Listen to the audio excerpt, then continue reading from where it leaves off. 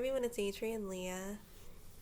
I wanted to talk about a couple of things in this video. I mainly wanted to show my two latest cast-ons that I began, and I also pulled out some decks that I wanted to show after that. There's one that I've shown in recent videos, and then there are two other ones that I brought out. So for my first cast on, I'm mega hyped about because I have wanted to design a colorwork knitted cowl since last year, but for a long time for me, nothing was really coming to mind. I knew the general main part of the colorwork pattern that I wanted to incorporate. And it wasn't until recently when I just got a vision of the theme of the cowl, and for my colors that I'm going to be using, and of course you could use whatever colors you feel drawn to use. I wanted to use ones that would be colors that I like to wear and that go with other garments that I have. And the colors that I chose to are ones that I connect to, specifically European folktales, the Finnish and Bulgarian folktales that I have been talking about nonstop in my videos. I love them so much, and there's definitely inspiration with those stories, and with the colors too. In the image on the colorwork pattern, I wanted it to be something where I suppose would be something that you could keep with the clothing that you're wearing. It's going to pop out with the different contrasts, but it's not just going to be an image, if that makes sense. It has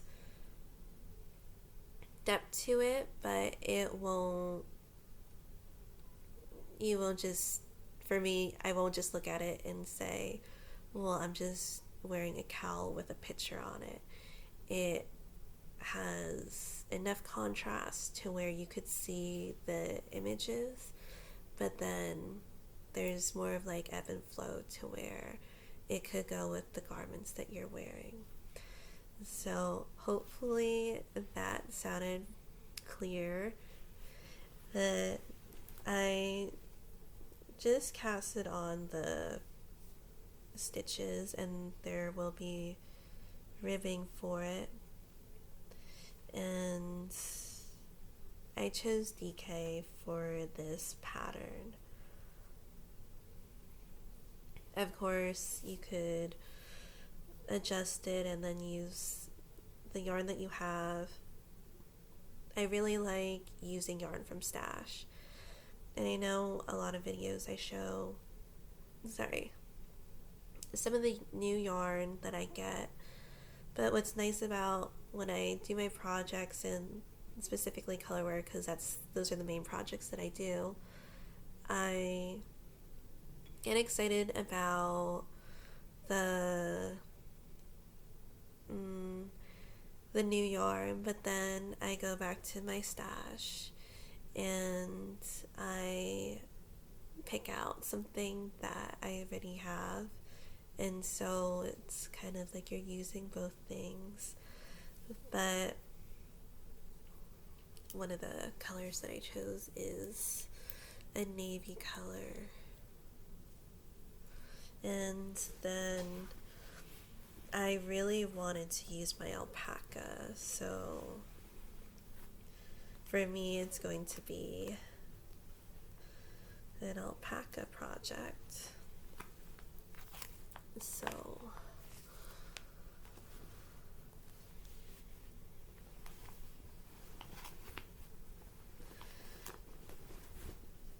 then I wanted to make some videos on maybe some tips and methods that I like to use that may be helpful if it's something that is workable with your knitting style. Ways that I like to do my color work and what is, I guess, makes it so that it's a wearable piece. I was thinking about, especially with your floats, that the floats are this is my other project that I've shown, but I love showing it because it's almost done. So these are the floats on the inside, and they need to be, they need to have enough give to where when you stretch the garment, it won't pucker or be too tight.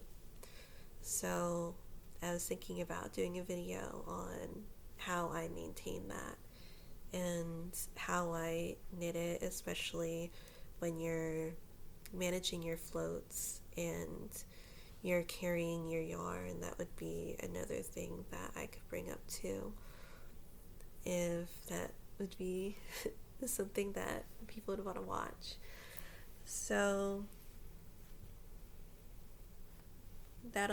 I want it to be finished by the end of October, I'm hoping, but then I would have it test knitted, and I was thinking with the guild that I'm in, I would ask the other ladies if they're interested in test knitting my pattern, and for anybody else that's interested in test knitting a colorwork pattern, you could definitely let me know too.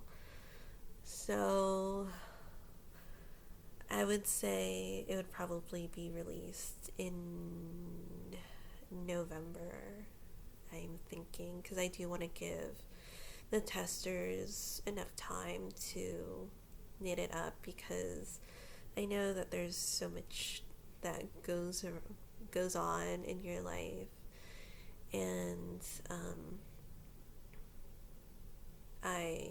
for me, I usually test knit small projects because I know I can put it into the schedule that I have with everything else going on.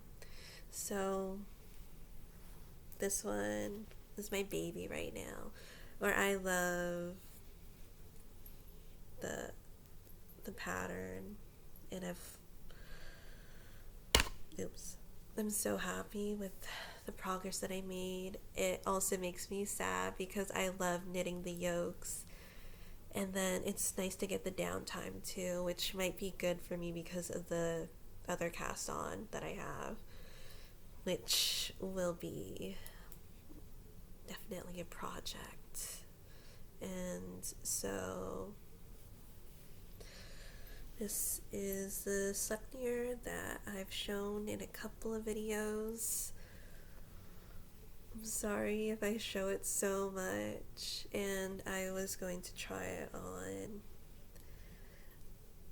maybe later today, but I made it into a cardigan, and the yoke there's a couple more rounds, but mega excited. I do want to get this finished by November. I think I will, because after this we'll just be cutting for the sleeves, and then I think the extra time will be taken with doing the button bands on it, but it's just about nearing this part of it, nearing the end of that part of it. So it's in my beloved IKEA bag. I also talk about IKEA so much. But the next cast on is one that will definitely take a long time, and I feel bad because I know the recipient wants it for like their winter sweater, which in reality it will be in the winter, but I would say it would probably be like February when I finish it. And that's with me working on it consistently, because when I work on my cardigans, so my crop sweaters, they take less time. And then my cardigans, they take more time because I usually crop my sweaters, and then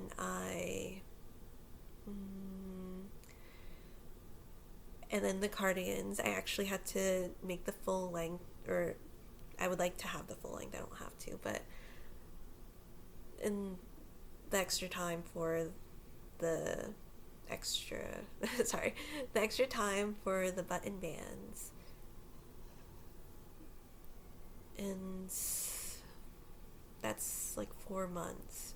So for the size that I'm doing for this one, it's a men's size, large, and then I am doing full on one color, and then it's going to be a cable sweater or a jumper. So it's in this bag right now, and I didn't buy all the yarn for it at the moment. This was what I had already in stash, and I love the Patagonia yarn. So I'm excited because I'm knitting it on straights. I haven't knit on straights in a long time, and that's not including the DPNs that I use for the sleeves. So it's definitely one that I have to fit onto the needles, but then it's not that much extra when it's on the one needle. I just have it spread out a little bit, and it's using like a black yarn. It's anthracite in the Patagonia line. So I like how I use the lightest needles that I have, because I got these needles from one of the guild members, and so she sewed some of these bags for her needles, and it was kind of like a name your price, so you could see that this is a size 3. And just to say,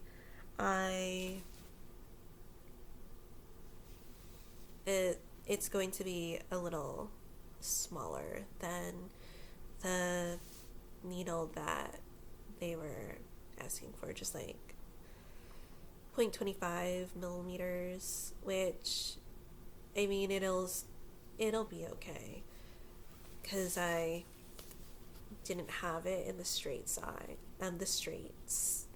So the name your price was for her donating what she would get from, I guess, selling them only at whatever cost that you were going to give her. So I I do enjoy knitting on straights, and I thought this would be a nice opportunity. And even in the book, it was saying either cast on your needles or your circular needles, which should be the ones that I showed in the last two projects. So right now I'm just doing the ribbing, and then it'll be a journey with this one. But I get excited when I knit my gift knits. I did really want to knit a gift for one of the technicians because she is expecting, but I will knit something, but it might be a small project for now, and then definitely more in the future. But as I said, with my cardigans, it takes about 4 months. And then this one, I think it'll take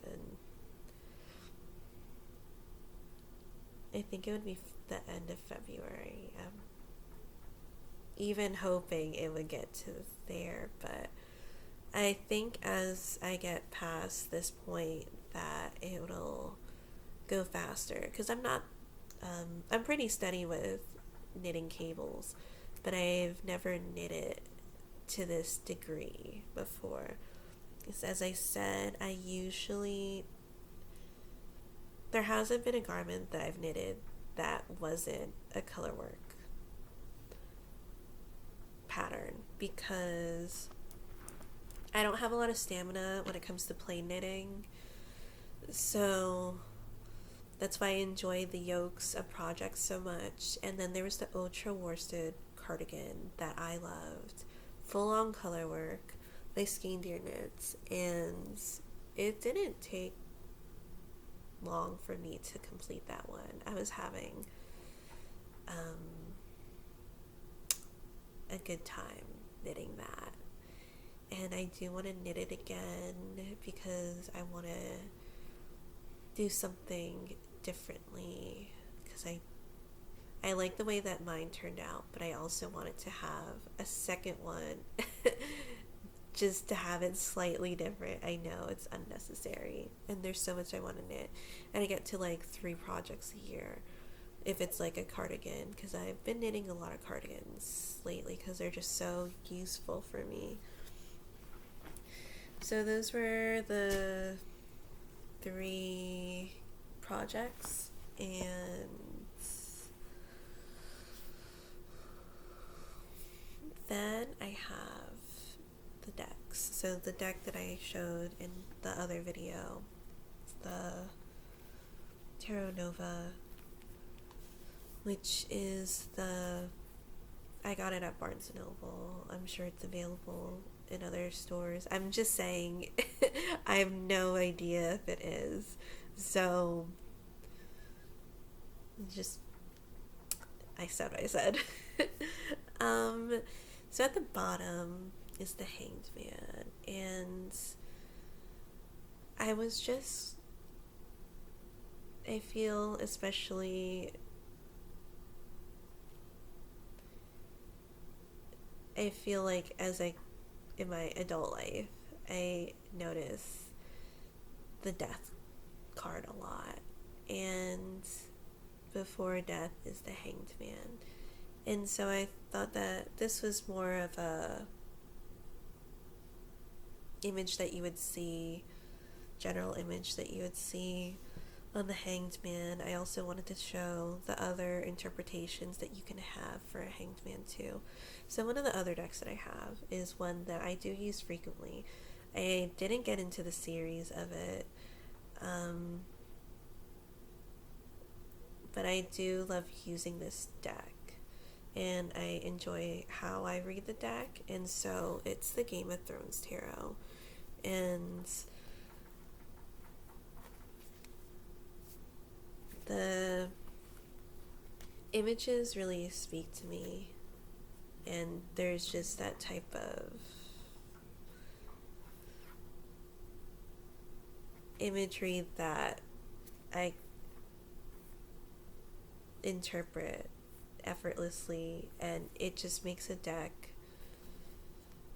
one that it just makes you want to use the deck when there's just that type of connection with it.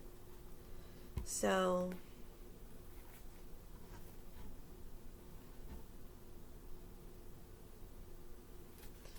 the other Hanged Man is this one. And this one you could see underneath the skin, which is like the the muscle of your body. And then you have this other interpretation, and it's the Hanged Man from the Dark Goddess Tarot. And I got this one for my birthday one year, and I got sweet gifts too along with the deck, which was amazing. Thank you so much. So I don't bring this deck out a lot, and I have this with my self-published decks because I want to keep them safe, because I don't want them to get damaged or anything. But I try to bring them out more and more because I did curate my deck collection over the years, and kept decks and moved on some decks. So it's just one of those things where if you have it, you might as well use the deck and appreciate the readings that you get. And honestly, like, the messages that can be really insightful. And even if you don't believe in maybe the metaphysical portion of it, you can always have something to think about when you're getting a message from the cards. And I'm sorry, I may not have shown it that clearly, but the other interpretation is Tamiat.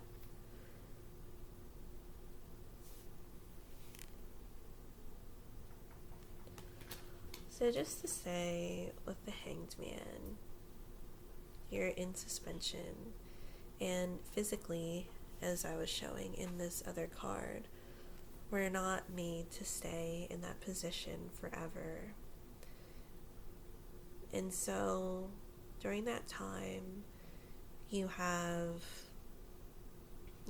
kind of forced to have these reflections, and it's whether or not on how to get past the Hanged Man, because you might be having the same thoughts, or you might be in that position for a reason. Like, why are you in a Hanged Man position? And to backtrack, from 12 you get 11, and then depending on what the deck is, you might have the Strength card or the Justice card. So is this something that's consequential? If I hope I said that correctly. From the Justice card, and now you're hung or suspended because of the actions of what you've caused, or another person, or both parties? Or is it the Strength, where maybe you had to stop fighting for something because it just wasn't worth fighting for anymore. So either way, with the strength card, it's that time where you're forced to think and forced to go inward. And with that, this is the other Hanged Man card, where I love how it's the Babylonian goddess of the deep, and you see that there's ocean, and in the ocean, so you have the surface level where it's a little clear. Maybe you might see some fish, you could see debris, but as you get deeper and you see that the colors get a little darker, and then eventually it's pitch black because you can't see shit. And so you're left with these thoughts, and you have to own them, and you have to do something about them. Because with 13, to get to that next step of the Fool's journey, it's either you're going to end something or you're going to transform it. So going into the Death card, we have maybe some other perspectives too on maybe the spiritual or animal totem type of interpretation, because I connect a lot with animals when I'm reading. And so one of the animals, or I guess what is it called, like cryptozoology, because it's a phoenix, and might not be part of that, but no, I think it is, because but anyway, so the phoenix of letting something die so it can live again if you're going to transform something. And sorry, I'm just jumping. I also associate the phoenix with the Judgment card too. So the Judgment card I also interpret as the card of revelations too. It's almost as if you're coming towards the end of a war, and you're just like putting everything that you have into it, and then everything that was built up because of the things that have happened come down to this moment on whether or not you're gonna conquer it, and then you can get to the next stage, which would be the world. So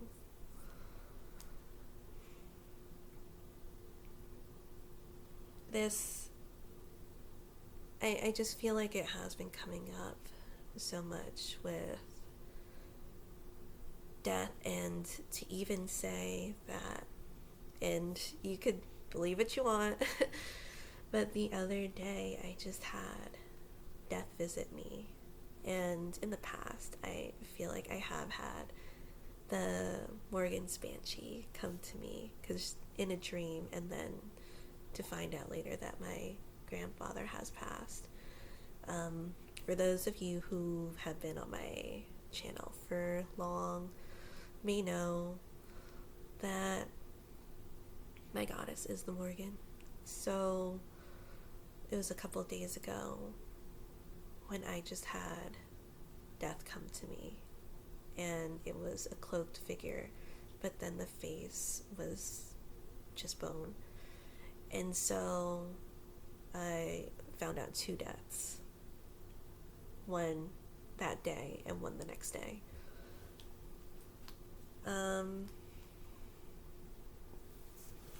But also with this Hanged Man here, there's also there's the image of the moon and image of it being nighttime. So it could be nighttime where you're really thinking about these things, and that could also be a suspension mode too, because a more heavier suspension mode than maybe the 4 of Swords, where it's typically associated with rest. But that's coming from, again, another card. You have the 3 of Swords, where maybe something was told to you that really affected you on an emotional level. and then to recuperate that, because I said in another video, ripping the band-aid out and just saying something, because again, me jumping all over the place. Two of Swords, you have maybe not as much communication, something that needs to be said. Maybe you might be walking on eggshells, as I mentioned in another video. Then you have Three. I'm just gonna flat out say it. Then it's Four, being able to rest or even live with those messages that you've received. Your mind might be tired, so you just gotta seclude yourself and really heal your mind.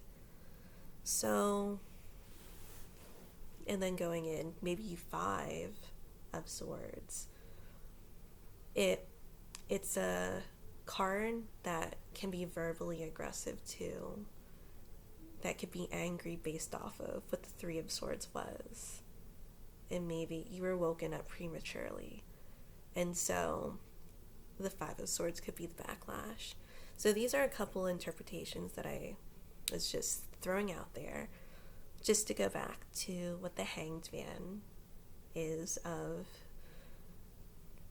the illumination that you get with the moon. And there's something gratifying about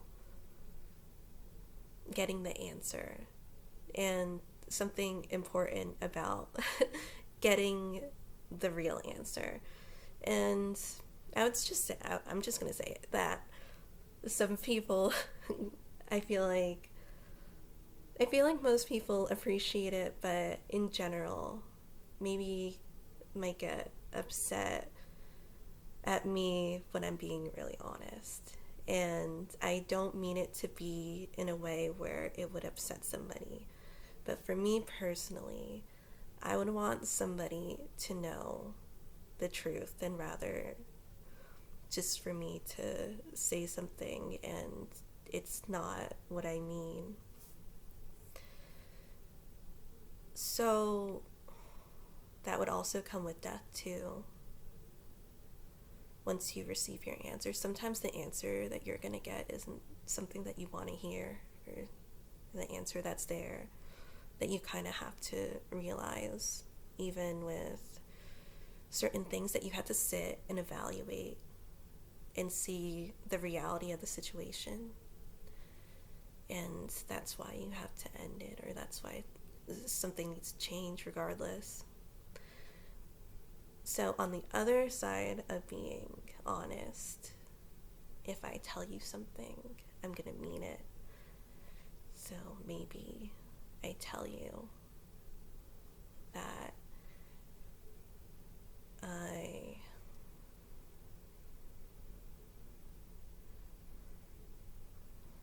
I think you're so caring and giving, and I appreciate you for what you are in my life, and I love that you're here because of this, that, and the third. And I'll say all those things and I'll mean it. So that's the other perspective, again with the Hanged Man, on if I'm honest with you, I'll say those things to you and I'll mean it. So let me see, because I just want to go through the decks, because the Dark Goddess Tarot is a deck that I love using, and it's one where the images are evocative too. They're so bold, and I do love minimal images, and then it lets it gives you a jump start, as I mentioned with another deck, specifically the Scorpio Sea Tarot that I use all the time.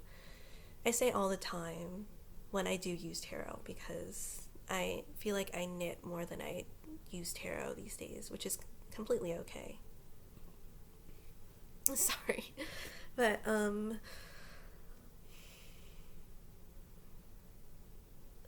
of them, the Seven of Water. And I'm so sorry if I pronounce any of these names incorrectly. You have Maeve, one of the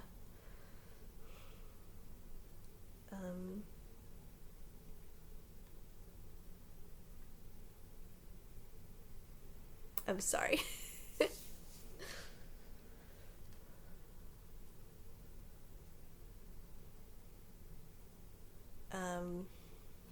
Oh my god. I'm so sorry. It's just it wasn't coming to me. So the Morgan is a triple goddess. So this would be one of her archetypes of the Morgan. So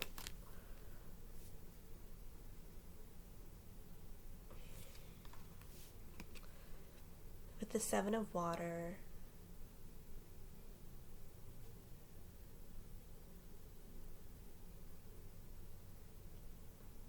and I like how this looks like there's a doorway too. And it's interesting how it's almost like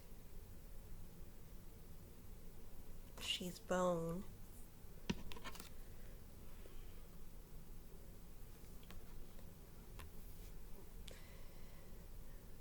Because before you have the Six of Water, the Six of Cups, and the Six of Cups is also linked to maybe things of the past or memory that has left an emotional impact. So going into the Seven of Water or the Seven of Cups, what are we taking from the Six of Cups into the Seven of Cups? Because typically the Seven of Cups is a card of choice. And what have we gone through the past that help us determine what we're going to have in the future? So, and then when you have the Eight of Cups, you have typically, and I'm just putting out general interpretations, but as I said in other videos, I don't like general interpretations for readings. Not just the only interpretations for readings, I would say. When I hear reading, I want to see and hear that each reading is its own individual reading and it's different from the last reading and the last reading. So I want it to excite me and to take me on a journey. There's definitely an art of storytelling to it too.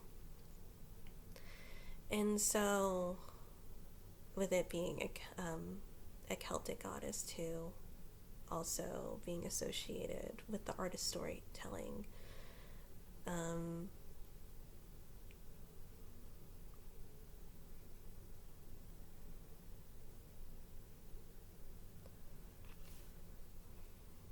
what type of stories do we weave for ourselves,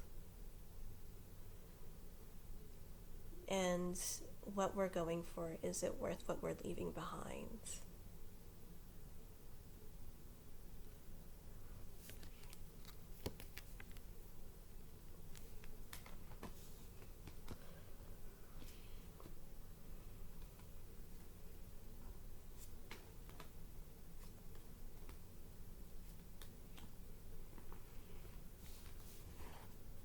Sorry, this is another long video, but let me get a card from the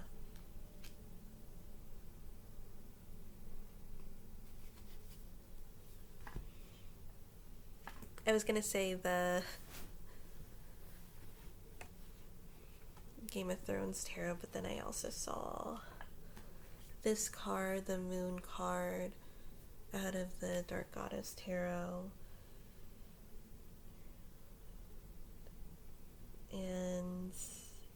This is definitely one that's notable, but I will not say it correctly.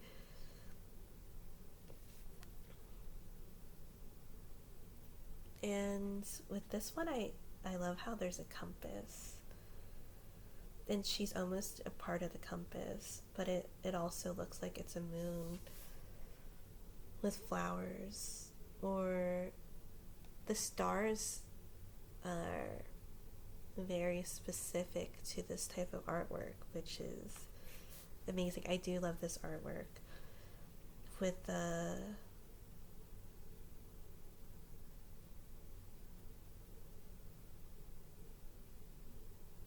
lighthouse.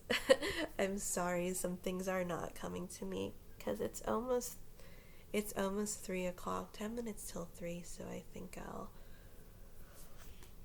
end the video in a couple minutes. So, and the lighthouse would definitely help with the moon card, because with the moon card, something needing to be put into the light, something that is in the darkness, that, again, because we're moving in these cycles, they can't stay in there forever, or else you'll keep repeating the cycles until you'll understand, you'll get the lesson that of why you're going through these things. So there could be that guidance, and there's a lot of guidance that I'm seeing when I'm interpreting the card with the compass too. And there is something to say about how she's fully illuminated.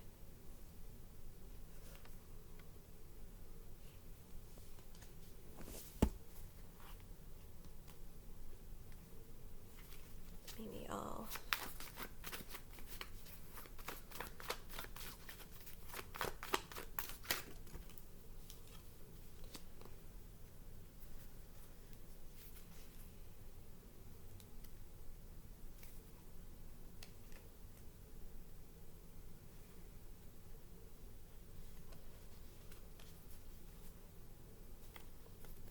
So I pulled out cards, and one popped out. Let me just put that one out. A couple of archetypes in here.